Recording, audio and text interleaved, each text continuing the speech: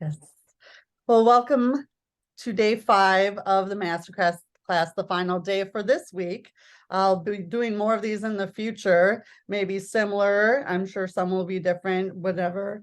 You hear this material, even if it's the exact same thing, you will hear it differently. So welcome to day 5, all about money. That's why I'm wearing green. It's all about the green stuff.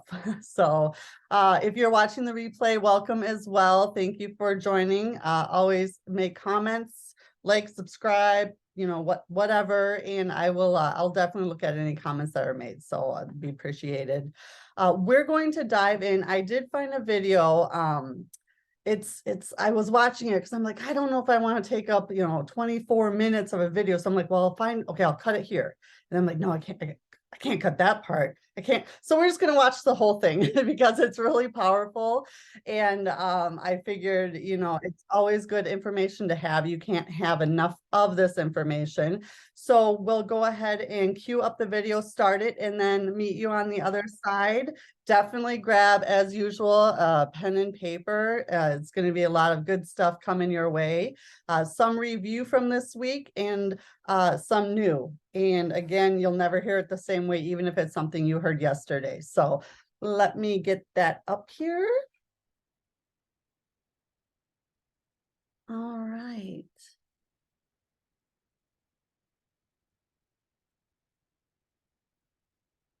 And here we go. Enjoy. Hello there and welcome. I'm Bob Proctor. And I want to share something with you that has changed my life more than probably any other one thing. But I want you to really think as you watch this video, okay? It's not very long, but it is very powerful. And there's something in here that is not taught in school. The first thing I'm going to talk about that's not taught in school is thinking. I have a paper here that says thinking is a skill which can be learned just as we learn skills such as typing and playing the piano. Very few public schools offer courses expressly to teaching thinking. Rather, we are expected to learn and teach thinking as a byproduct of learning mathematics, reading, science, history of trade, and so forth. And we do learn a lot about thinking in this way. The trouble is we learn our thinking skills in bits and pieces, and we never put it together as an overall picture. If asked to describe what all is required in order to think effectively, most people would be at a loss to give a complete account. Thus, we are unable to assess our own thinking skills or systematically teach the skill of thinking to others. Now, I want you to think about your life. And I want you to think about your income. I want you to think about money. Money's subject that is a subject that not a lot of people want to talk about. And when you do talk about it, a lot of people get defensive. They say, well, money's not everything. Well, that's sort of a ridiculous statement. Of course, it's not everything, but money's important. It's very important in the area that it's used. It's as important as the food you eat, as the medical care that you subscribe to, as the car you drive, the home you live in, the vacations you take. See, money is something that has nothing to replace it in the area that it's been used. Now, money is merely an idea. We put stacks of stuff together. If we just look here, we put stacks of stuff together that we call money. Now, I am going to run some pictures up here on the screen to help communicate my idea. I'm going to communicate graphically as well as verbally. And money is an interesting subject. You get stacks of it there. How would you love to have stacks of money? I think everybody would. Some people do, but very, very few. So let's talk about money. Now think about it. I frequently ask a person if they come to work with me, what's the most you've ever earned in a year? I really don't care what the answer is, but I want to know what the answer is. Because when they tell me the answer, what they're doing is telling me where their mind is programmed with respect to money. See, our mind is programmed. You're working with a program, I'm working with a program. Now, most people are working with a program that someone else built. They are the production of somebody else's habitual way of thinking. I'm going to suggest that you can rewrite the program. You can rewrite the program. Now, before we get into the money too deep, Back in 1970, Alvin Toffler wrote a book, Future Shock. And what he was doing was predicting what's going to happen in the future. And he looked ahead about 50 years. And he said, the future is going to be a shock for most people. And he said, it's something that we should really think about. Now, in the book, he made predictions that everyone thought were absolutely crazy, but they weren't crazy. You see, these were predictions of what he said was going to happen over the next 50 years. Now, I was working with Earl Nightingale and Lloyd Conant in 1970 when this book came out. So the book was very popular in our company. And most of us thought, this guy's smoking something. This couldn't possibly happen. But stop and think of what's happening with your cell phone. I can type a message here and I can send it anywhere in the world. And you'll see it simultaneously with me sending it. If you would have suggested that in 1970, people would have thought you were losing it. Well, he recently came out with something. He said, the illiterate of the 21st century are not going to be the people who cannot read and write. The illiterate of the 21st century are going to be the people who cannot learn, unlearn, and relearn. They're going to be the people who cannot learn, unlearn, and relearn. That's called changing your paradigm. And I want to share some information with you. If you've already got it, it's really good to hear it again. If you haven't got it, you're going to love it because it's about money, okay? And it's really about how to create all you want. You have to have multiple sources of income. You can go back to the ancient Babylonians, as far back in ancient history as you can go, and you're going to find that the wealthy people all had multiple sources of income. I want you to think about these figures that you're looking at here. 3% of our population are earning 97% of all the money that's being earned. And everybody says that's unfair. Well, it's based on a law. That's really what it's based on. Our income is the harvest of our production. That's really what it is. But 3%. Now think of this for a moment. Some of those 3% are not very well educated insofar as we look at education. Some of them are functionally illiterate. They can neither read nor write. Now, some of them are absolutely brilliant, but you're going to find people that are absolutely brilliant that fall into the 97% category that have to split up 3% of the money that's earned. So why and how does this happen? Well, that's what I want to talk to you about. You see, you can become one of the 3%. Now, if somebody had told me that 55 years ago, when I first got into the studying of this information, I would have thought they were dreaming. But my income went from $4,000 to $175,000 in a year. And it was based on the concept that I want to explain to you here. It's a very, very powerful idea. It really is. But what we have to understand is that the earning of money is something that doesn't happen by accident. You see, you can belong to this 3% group by creating multiple sources of income. Now, as I just said a minute ago, wealthy people historically have always had multiple sources of income. This isn't an accident. It's by design. You can design this. So I'm going to ask you to really pay attention here. And you probably want to watch this video a number of times. There is an absolute law governs compensation. We know that there's a law. If I let this go, you know it's going to fall. If I let this go, it's going to fall. It's not going to go up. It has to go down. It has to go down. That is an absolute law. It's called the law of gravity. That's a law of the world. Well, the law of compensation is a law, and it's very exact.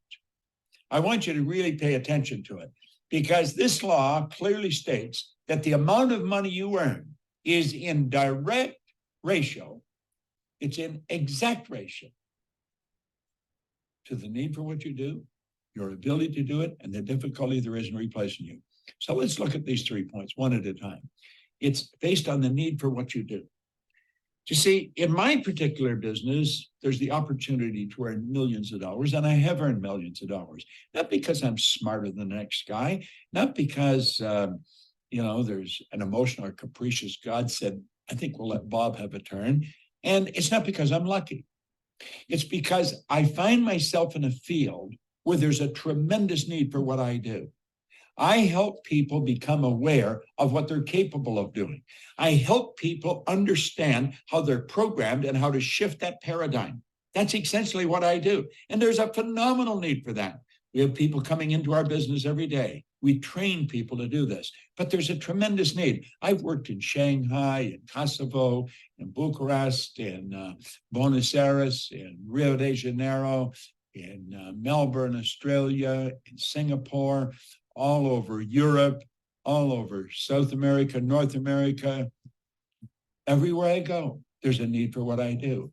When you find a tremendous need, and then you develop your ability to fill it, you've got to become very, very good at filling the need.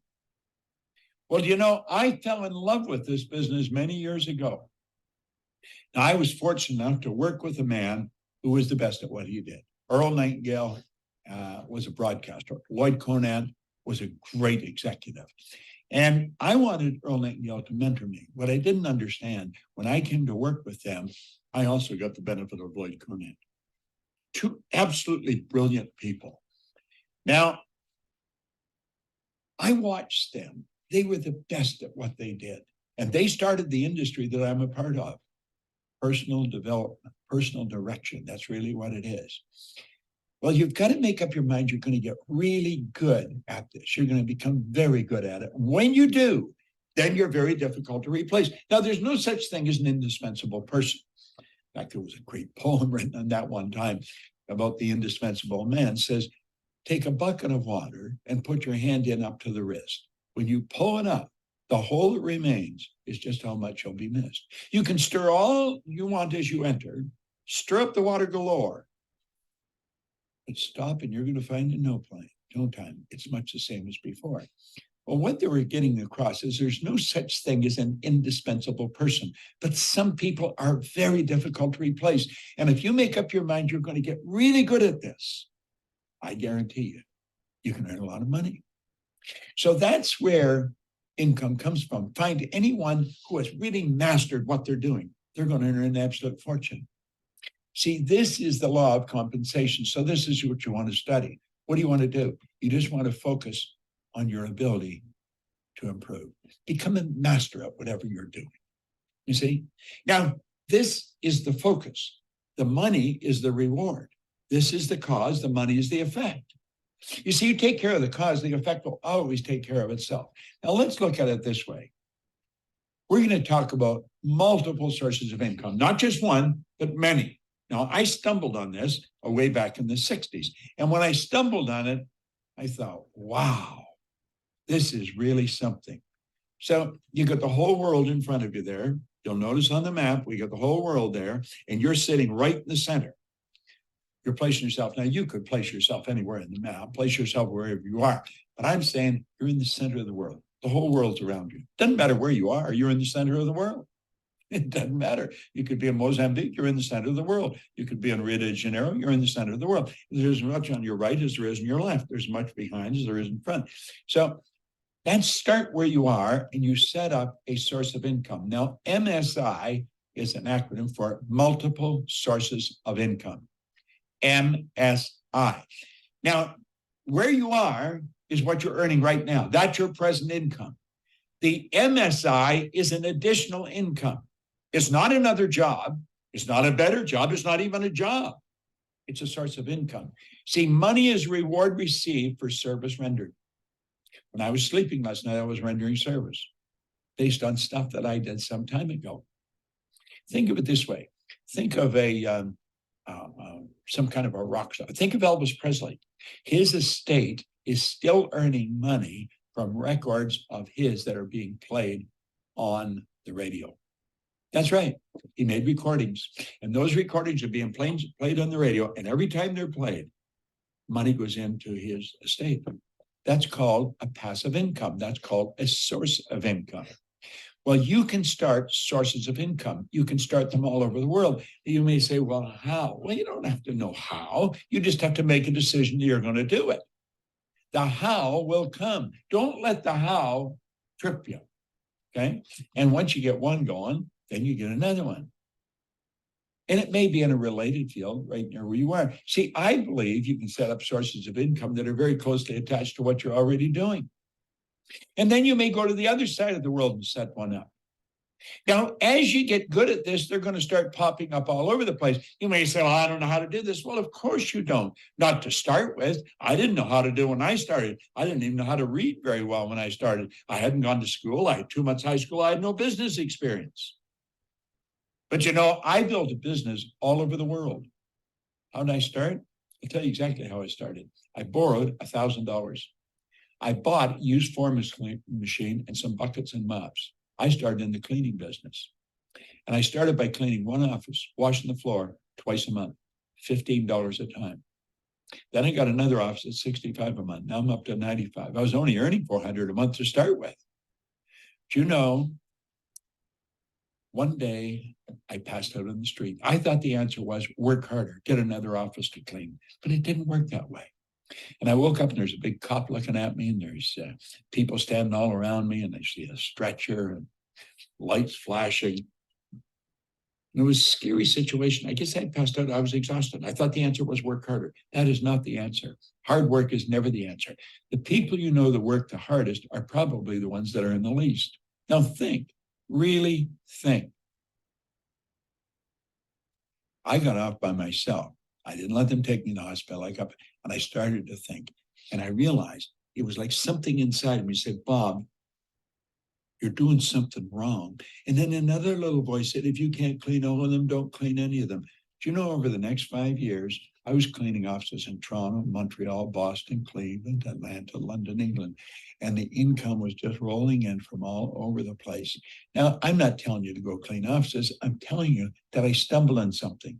It took me 10 years to find out what I was doing different. I had set up multiple sources of income. Now, I wanted to know how I changed. Why did I change? My income was over $1 million, and I didn't really know what I was doing different.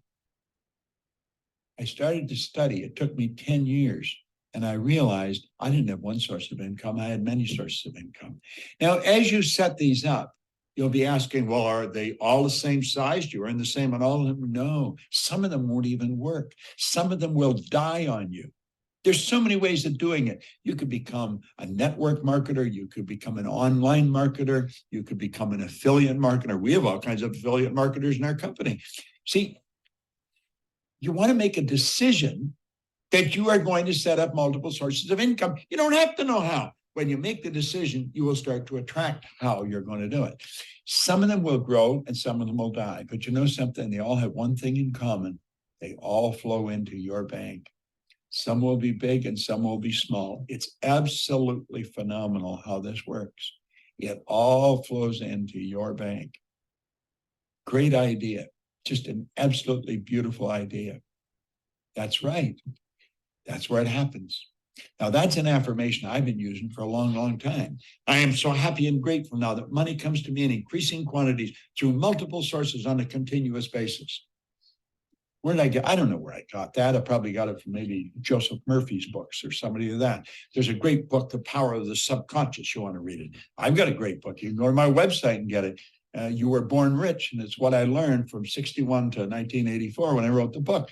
But at any rate, you keep repeating a positive statement. I am so happy and grateful now that money comes to me in increasing quantities through multiple sources on a continuous basis. You see, when you stop and think about this, there are only 3 income earning strategies, just 3. I don't know which one you're using. You may be using them all. But there are 3. I call it 1, M1, M2, and M3. Now, we started out by saying only 3% of the people earn 97% of all the money. So the odds of your kids growing up to learn how to earn money is pretty slim. If you don't teach them, they probably won't get it because they're not going to get it in school. School does not teach us how to earn money. There's no place they say, well, that's absurd. You go to work to earn money. No, you don't. That's not a good idea. You think you provide service to earn money. You can earn more money when you're sleeping than you can spend when you're awake once you get good at this. You see, I'm not only good at it, I'm good at teaching it. And so I figured if I put this together and put it out there on YouTube, you all start studying, you'll start thinking. Wow. Now, if you're going to teach your children anything, you want to teach them this one because M3 is the only one that really works well. Okay. Now, M1 is a good strategy. It's not a good strategy, but it's used by 96% of the population. Now, think about that for a moment. 96 out of every 100 people use this strategy, and it doesn't work. It's got a problem. It's called saturation. This is where people trade their time for money. Now, we all get the same amount of time. We get all there is. So it's what we do with our time that's really going to make the difference. Now, think about this. I mean, really think about this. 96% of the people are trading their time for money. It's a 9-to-5 syndrome. And you see, part of the old conditioning is save some money for your old age, save for a rainy day. You save for a rainy day, I'll guarantee you, you're going to get a rainy day. But what do? We take a little bit of what we earn and we squirrel it away for what? For our old age or something. We do that at the expense of a life. We never drive the car we want. We don't live in the house we want. We don't take the vacations we want. Go into a clothes store. Walk into any clothes store. And I'll guarantee you the first thing you're looking at is the price tag. They're not looking for what they want. You know, the last thing you should ask for is what's this cost? Because you've made a decision you're going to get it, so you have to know how much to pay for it.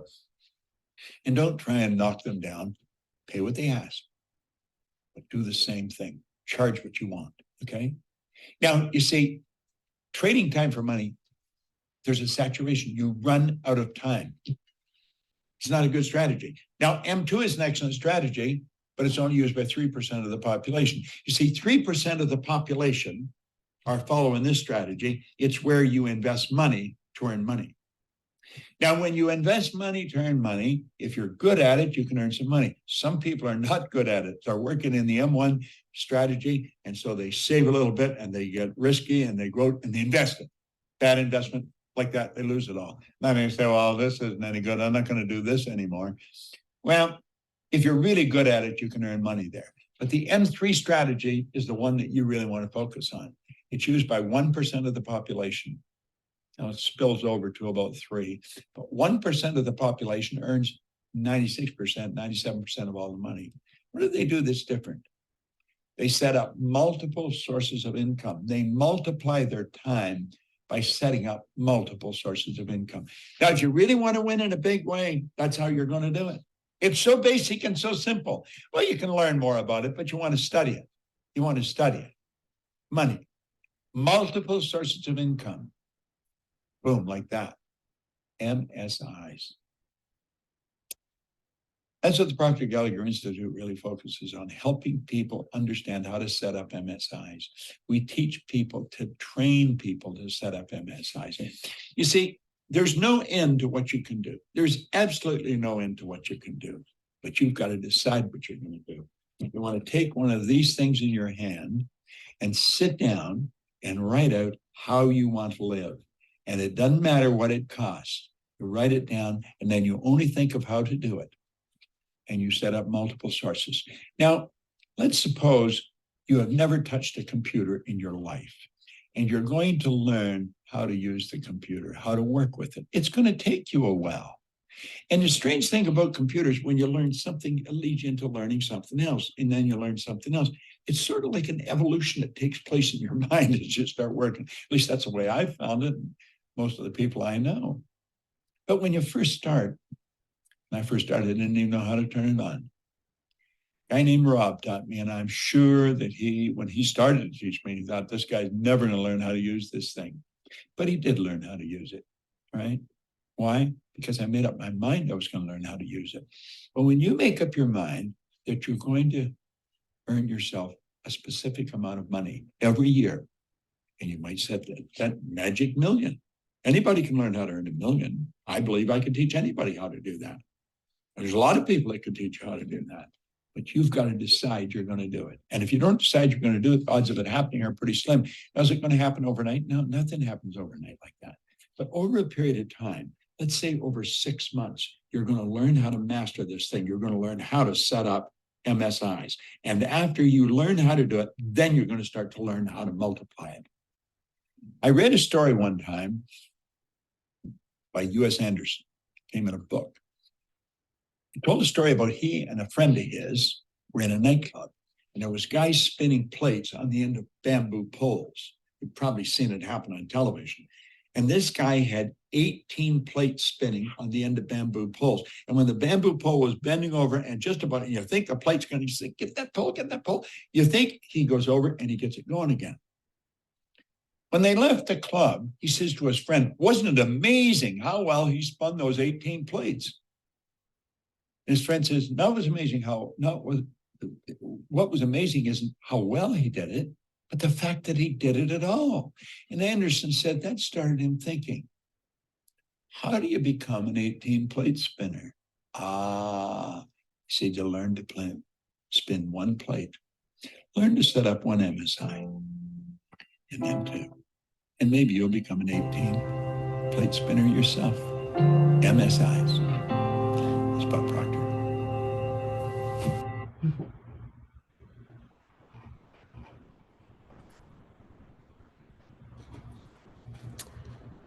Watch that video how many times I took notes. So I know it's always hear it differently. As usual, I would love to hear some ahas or any questions or direction you want to go. Well, this was really good. A couple of things that I wrote down was one of my money paradigms, which is I have to work hard for my money. Like it's hard, you know, you put in hard work, and then I always learned money doesn't grow on trees. So it's hard work. And I think just the understanding that, and then looking as he's talking, looking at my business, and I've started to do that, have multiple sources of income. One of my second source is outward bound agent to agent referrals. Mm-hmm. And when I look at that, I say, yeah, it's easy. It is literally easy. I meet people, I connect people to each other, and then the money just flows into my account. And so it was really cool to see that, because usually it is easier. And yeah, it's not perfect. I've done things that are probably not perfect. I've made mistakes.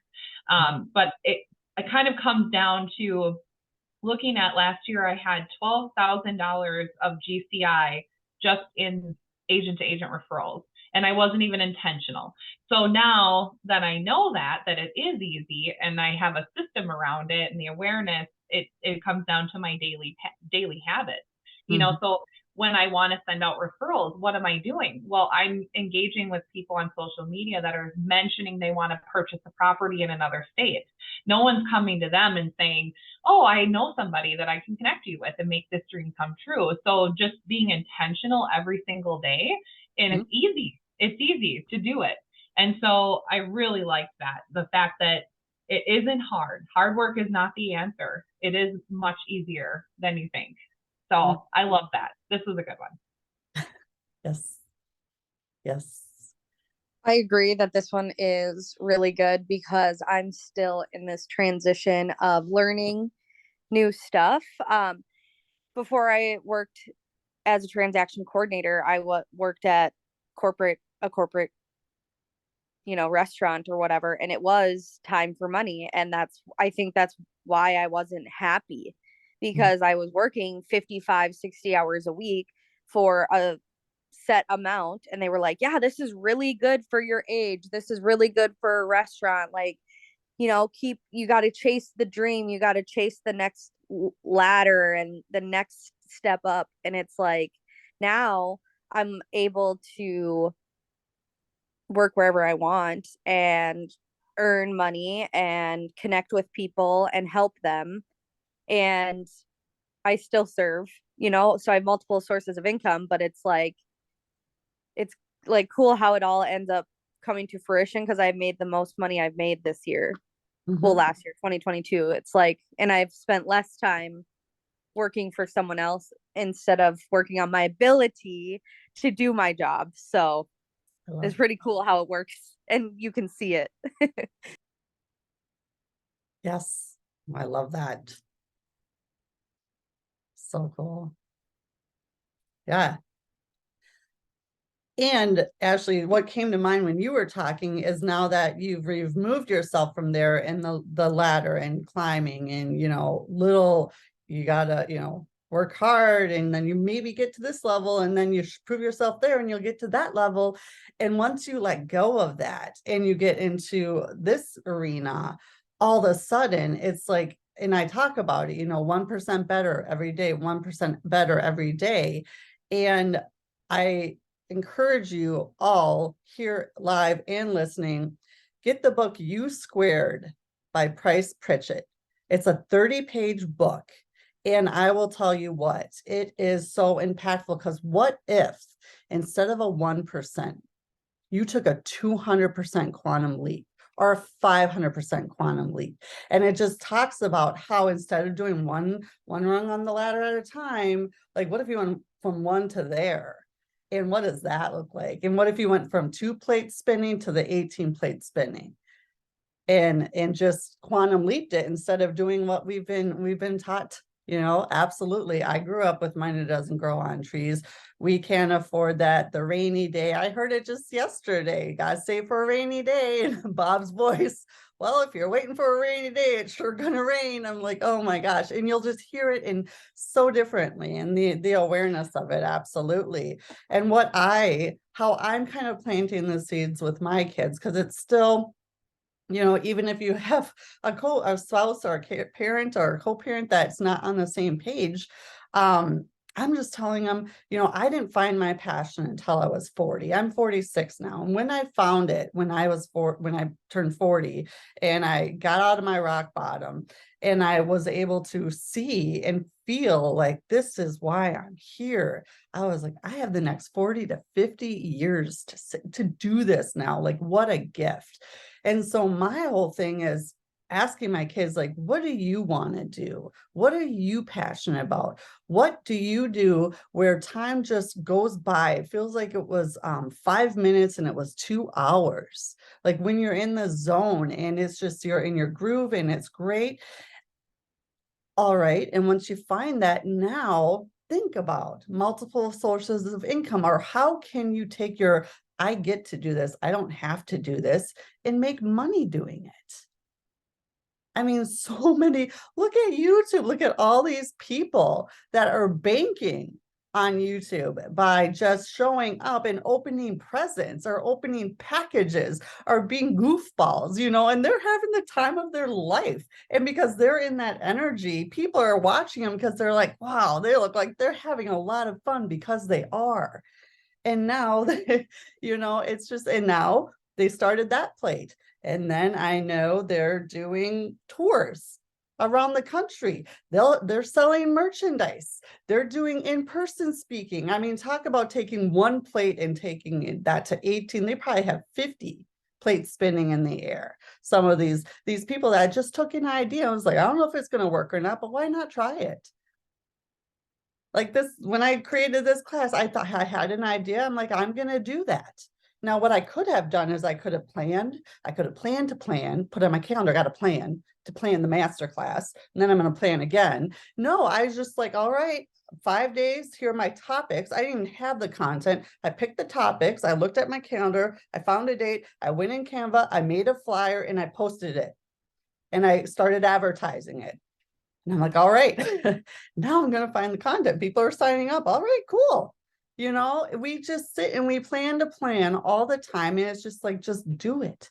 Get out there and do it. I love it. Yes. One thing too Yeah. Oh, sorry. No, go ahead. One thing too that I kind of thought about is like the law. It reminds me of the law of attraction too. Like this, it all ties in. Of course, all the laws do. But like when you start thinking about focusing on your ability, well, then all these other people will see what you're doing. And that's another byproduct that I've also recently found, is that when I've been just focusing on my ability and, every single day studying and doing my habits, all of a sudden, all these other sources of income are coming to me. I'm getting phone calls from other agents that want to partner with me and want to pay me to do this and pay me to do that. And I'm like, whoa, I never even thought about doing this.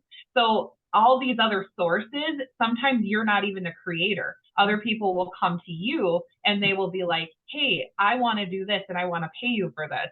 So then it's like, oh, okay. So you're attracting all these other sources of income. So you're not even the creator of it. So not even having, like, letting go of the how how am I going to get there? Just letting go of it. Well, it comes to you, and the people tell you what source is, because Yeah. you're attracting that just when working on your ability. Yes. Oh, I love that. Yes. Yeah. And going back to day one, goals. So getting a definite goal, time bound. And I don't know if I mentioned this or not, so I want to come back to it. Never cap your goal. So it's always, I'm so happy and grateful now that, or better, or more, in addition to, so again, keep your goals open-ended so you're not ever capping them. So that's one thing I want to talk about. And then, so you make your goal and then you figure out, so what service or what am I going to give back in order to fulfill that goal? And then you put your date on your goal card, you make your goal card statement, and then you put a definite plan together. And even if it's just one step of the plan, go to writing out a clear statement of what you want this to look like once it's said and done. That's like your future self, envisioning what it's at. If it's a year goal or if it's the end of the year goal, what does your life look like? Where are you living? What are you doing? What does your business look like? What does your bank account look like? Your health, your spirituality, whatever it is. I encourage you to go into a few different areas of your life when you're writing this out, and then read it out loud twice a day. Have it by your bed before you go to sleep and when you get up in the morning, and through the repetition of internalizing it. And again, it's never just writing it, it's never just reading it, it's truly connecting to through your vibration to the frequency that goes on and feeling it as if it's already here and done. And then get to work. Start where you're at and take action. When you have that intuitive hit or something tells you should do this, or you should call that person, or maybe go over here, or whatever it is. So many of us like, yeah, I'll do that, I'll do this, I'm in the zone. Start listening to those little intuitive hits, take action. And this is where I know we were on a call yesterday with the trainers. She talked about niching, finding your niche, however you say it, going down and really focusing on. So sometimes we show up to try to, cast the net wide and see what we can bring back. And yet we're missing like a key audience. So who do you really want to serve? What would light you up? And by focusing and going in deep on that one bucket and showing up, Candace, the people, the places, the money, the things will come to you. They'll be attracted to you. They'll give you opportunities. They'll say something and you'll be like, oh my gosh, that is a whole my head just spinned around. It felt like I did not even think about that. Yes. Anyone else? Anything? I encourage you as well, when you're thinking about your goals and you're thinking about where you're at and where you want to go, do it in as positive a sense as you can. So like, if you're like, I'm going to get out of debt, that's my goal. I'm going to get out of debt, no more debt. And you're saying that, you're thinking that, subconscious is hearing debt. So it's going to bring you more debt. So stop focusing on debt, stop talking about debt, and set a debt repayment program. Do what you need to do and start affirming prosperity, affirming money flows to me through multiple sources on a continuous basis, or whatever your affirmation is, and focus on the money side of it and your ability to do it versus debt. Like if you say, I'm gonna lose weight, I'm gonna lose weight. Well, if you lose something, your subconscious is going to go try to find it because you lost it. So you need to find it, much like your keys. So release it. I'm going to release. I don't want it back. I want to release it. So think about how important our thoughts truly are and what we're saying and what we're thinking. And that's why I said most people don't think, because if they actually said what they were thinking out loud, they'd be like, what? I don't want that. That's not what I meant. That's not what I want. No, it's just, it's just what we've done. And it's just the hurrying, the getting through. You got to work hard, and there's something to be said about having integrity and ethics. Absolutely. And yet, what really stood out to me in this video, one of the things this time when I watched it, was he said the people that work the hardest are making the least amount of money probably. And all of a sudden, all these professions and all these things just popped into my head. I'm like, wow, that was I just heard it differently this time. And what flashed on the screen of my mind was like, wow, when I used to grind hard at my 13-year career, and then real estate when I was a high producer, I worked really, really, really hard, and it wasn't until I found my passion. It wasn't until I sat back and just started where I was that, last year as well, I made the most money I've ever made, ever. And I felt like I worked the least I'd ever worked because it was my passion, because I enjoyed it, because it was I don't have to. So when you show up and you play in the arena of I get to do this, I don't have to do this, everything changes. At least it did for me. Because all of a sudden, and then the ideas, and then you're inspired and you take inspired action. I want to get up at 5 a.m. and study every day because that is my passion. I want to do it. And then I want to be able to do that, adjust my time I go to bed, be available for my kids when they need me, be available for my coaching business, be available for my real estate clients, and all of it. And I can do it, and I can do it well. And then that's what I teach people: leverage. I don't have to do everything. I don't have to be the one that cleans my house. I don't have to be the one that is working on my database. I don't have to. If I don't want to do it, if it's not on my get to list, if it's on my I have to list and it feels heavy, then I put it on my leverage list. Like, how can I not do this anymore? Who can do it better than me? Because a lot of the times the things we have to do are some things we're procrastinating on. We don't want to do it. We just keep procrastinating. And it's like, okay, probably because we might not know how to do it. We don't want to do it. We don't want to take the time to learn it. Yeah, and that's okay, because there's someone that does know how to do it, has already learned it, and can do it much, much quicker than myself or you. Yeah. I want to hear one of my biggest money paradigms is like money will buy you happiness, like buying things, shopping, therapy. So I grew up with that, and I've decided I won't be like that. So in my past, like, I'll go to the store and I walk through and I look at all the clothes and I'll like pick things up and I'll even put them on my arm, like I'm gonna go try them on or whatever. And then I think about it as I'm there and I'm like, I don't really need this stuff. Is it really going to make me happy? So then I put it back on the shelf and I like play these games with myself. But I feel like it's a paradigm that I need to replace. And I would love your feedback on that, how to get rid of that. Yeah. So affirm what you want. Is it, first and foremost, is it that you don't want it or you don't think you deserve it? I feel like a lot of the times I like it, let's say it's a shirt or like a dress or something that I like. I feel like it's not worthy of the price, So I'm like, well, if I go to TJ Maxx and it's $40 versus $150, then I'm like, oh, okay, because I feel like it's worthy more of that. And it's more like me trying to fit this image too. Like, I'm trying to be professional without being like over the top or whatever. So I think it's a mix of that.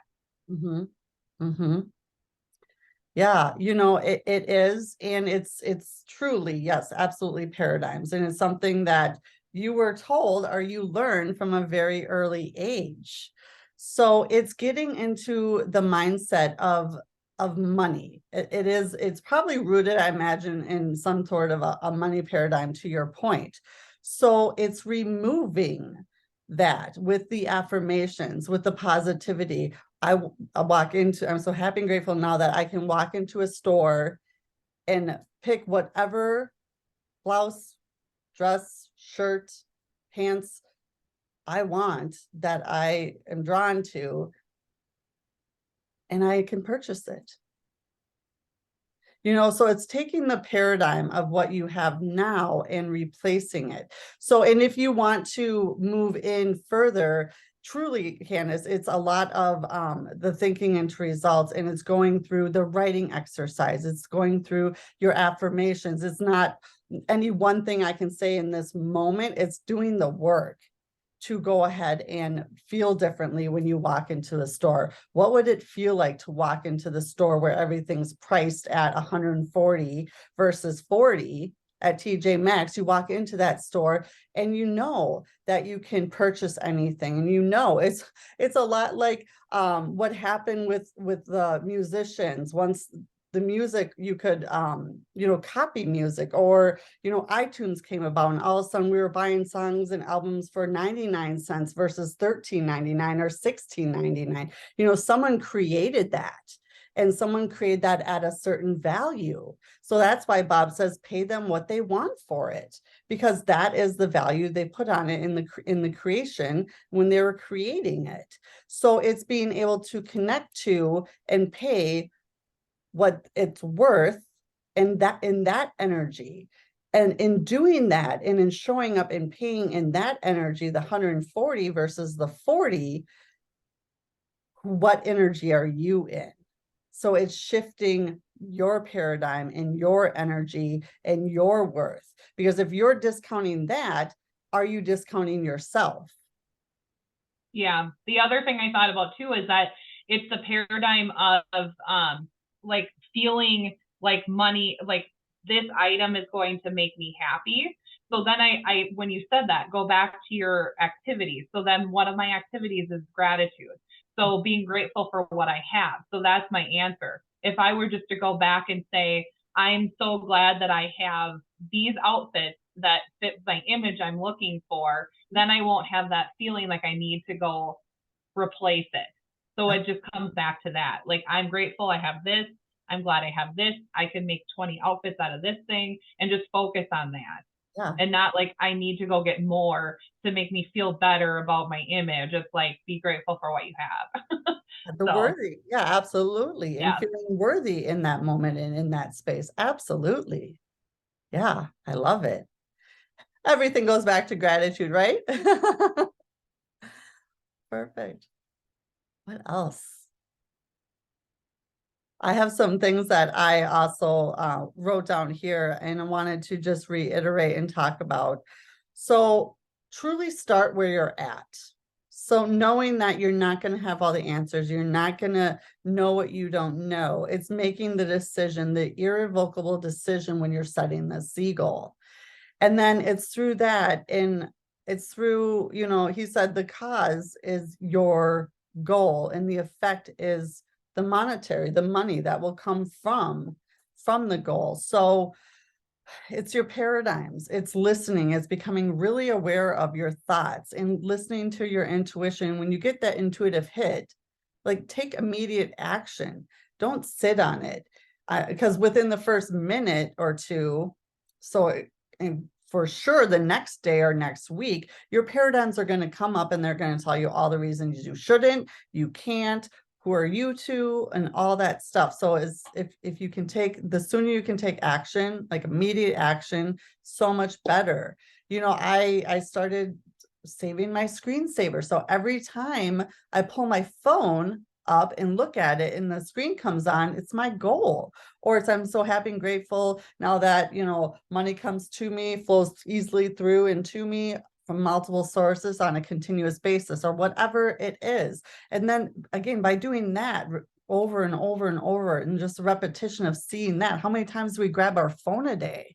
Make it worthwhile for yourself, get something out of it. I do the same with screensavers for your computer. Think about your TV. What are you watching on TV? It's so amazing where we sit and there's a whole nother video on this in class he does on this, but Bob talks about, we're an extra in our own movie most of the time. We don't even consider ourselves the main role or the star. So are you an extra in your own movie? And then I even took that a little bit further, and I was just like, I watch so much, I used to fall asleep to the news. I don't even watch the news anymore. And I watch these shows and these movies, and you get so emotionally involved in, and I'm watching Brad Pitt, I'm watching Catherine Zeta-Jones, I'm watching whatever actor I'm watching on TV live out their dream and their passion. And they're doing it at such an amazing way, and they can connect the audience, and you feel it and all of that. And it's just like, let that inspire you to what is yours? What is your passion? And limit the time that you're watching everyone else live out their passion. What about in the radio? I used to listen to the radio all the time in the car. Now, most of the time it's not even on, so I can actually think, or I can say my affirmations out loud, or I can, do whatever I need to do and just be quiet. And if something is on, it's a podcast or it's an Audible book, take that time. And don't listen to the person on the radio, because you're just listening to them live their dream out. They're, on the radio, whatever station you're listening to.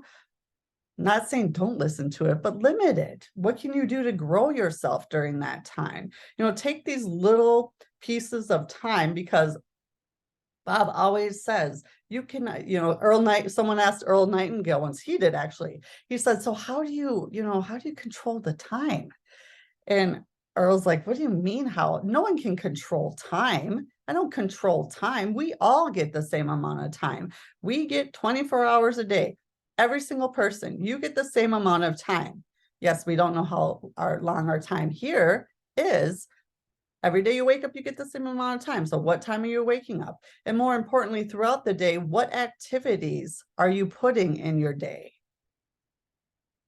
What are you listening to? What are you mindlessly letting just go on repeat around you? The same conversations, the same negativity, the same social media, the same news, this if it's something where you're feeling a drain of energy, or you're feeling heaviness, or you're not happy, or you want something different, or you continue to not meet your goals, what's one activity you can change today? One little shift. Well, instead of watching 3 hours of TV, I'm going to watch 2, and I'm going to commit to listening to a book, or reading a book, or going for a walk.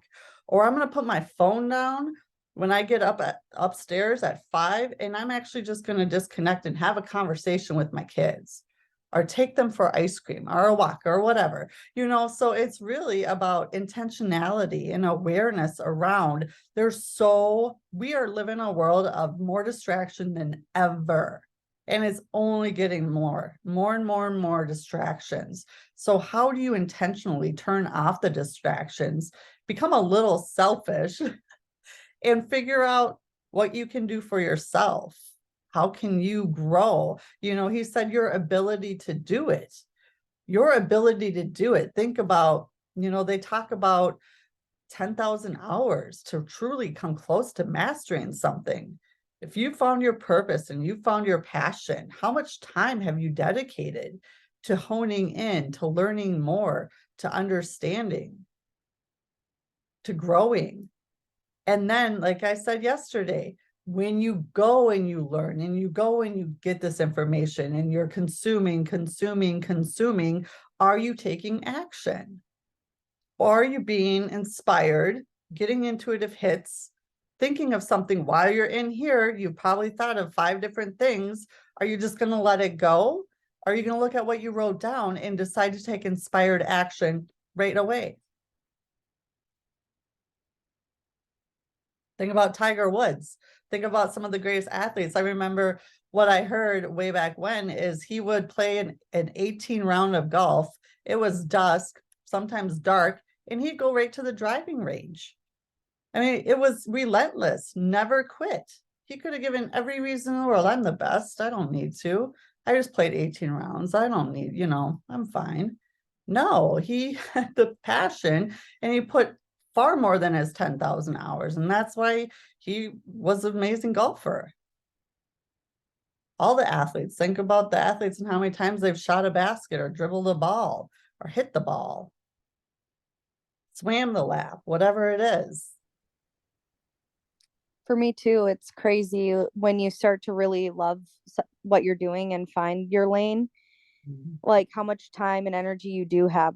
Because I remember being exhausted, like exhausted. My parents called me a professional napper because I was exhausted all the time and could sleep wherever. Like I would just curl up and fall asleep because I was exhausted because I was living someone else's dream. And then once you find what you love and what you're good at and what you enjoy, it's crazy. I haven't napped in 2.5 years. So, it's crazy where I'm like, I am excited, or the choices that you make. So me starting something of my own, I really like playing bingo. That's like one of my things. But the other day I was like, okay, I can go play bingo, or I can go home and work on, my website and whatever. And I chose to go home and work on my stuff because I'm excited about it. Like I love bingo, but I am more excited about doing my own things. So it's cool how it works out that way. Yeah.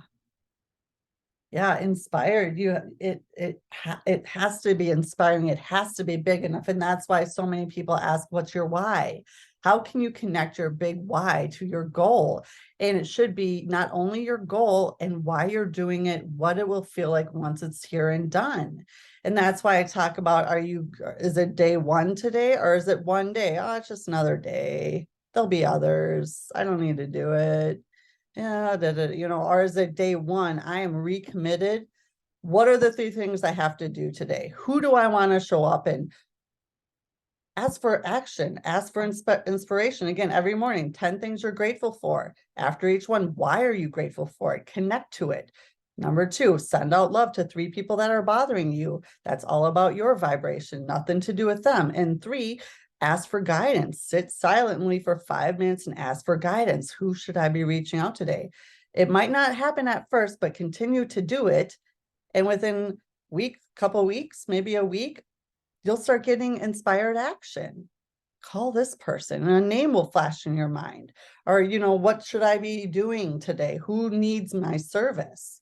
Whatever your goal is, truly ask for guidance on it. I know one of my coaches from Procter Gallagher, it took him a long time. I was just on call with him before, and he was talking about how he would start, and within 2 seconds, he'd be like, oh, shit, okay, fine, focus. 2 seconds later, he's like, oh my gosh, and it will drive you crazy at first. But he's like, I hear the thing. I can tap into other people's energy. I can feel like it's a muscle. You got to flex it. And so start asking, if that's meditation, if you've never meditated, find your form of meditation. Some people are like that. And that's fine. Take meditation holistically and just quiet your mind and whatever that looks like for you. And ask for inspired action. I think too, don't forget to share your story, because what I've been finding recently is people are calling me and telling me I'm inspiring them. And I would have never, ever thought that. And so just sharing my story is inspiring other people. And so I think don't discredit that, because there's a lot of power in your story, and you really do inspire other people. I also I read Atomic Habits recently, and a really big thing that stuck out to me was master the decisive moment.